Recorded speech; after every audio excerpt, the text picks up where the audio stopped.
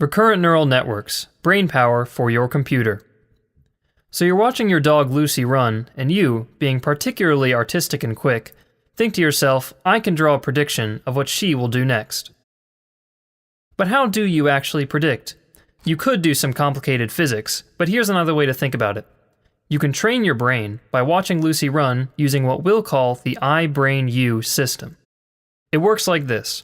Your eyes watch your dog and activate neurons in your brain that store a memory of what you just saw. You then compare your memories to your current observation, using the comparison to improve your understanding of the patterns in Lucy's motion. The more you watch, the better your brain can predict. When you actually go to make your prediction, with a trained brain, you don't need to keep watching Lucy. Your eyes only need to see her initial position, and your brain can figure out what will happen next based only on the patterns observed in training. Without any knowledge of the physics of her motion, you can draw a good prediction. In this way, your brain is incredibly powerful. With it, you are able to detect patterns and accurately predict. Now, anyone who's ever searched on the internet for what the weather will be like tomorrow knows that we use computers to make predictions all the time, mostly because computers can do a lot of calculations quickly. So, to improve prediction, what if we could combine the speed of computers with the brain's power to detect patterns? That's the idea behind recurrent neural networks, or RNNs. To put it simply, a neural network is a computer algorithm that uses a network of interconnected objects called nodes. These nodes are designed to accept and react to inputs, just like the neurons in our brain. RNNs are special in that any node can connect to any other node, including itself.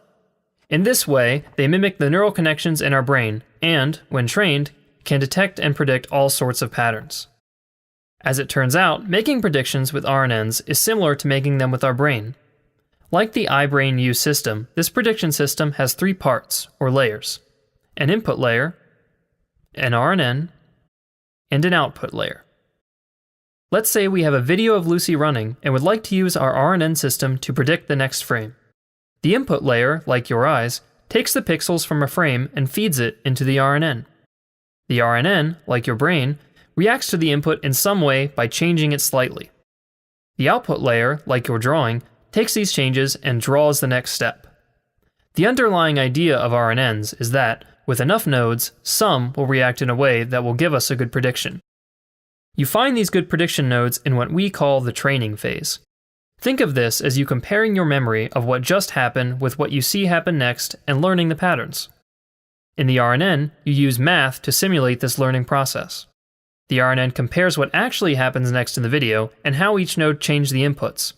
Some of these changes look nothing like how Lucy changed position between frames, but some, by chance, do. The output layer picks the combination of changes that best predicts the transition between frames and gives higher priority to the connections from these nodes. If done enough times, our RNN system essentially becomes a brain good at just one thing: understanding every aspect of how Lucy moves. After you've sent lots of frames through training, you are ready to predict.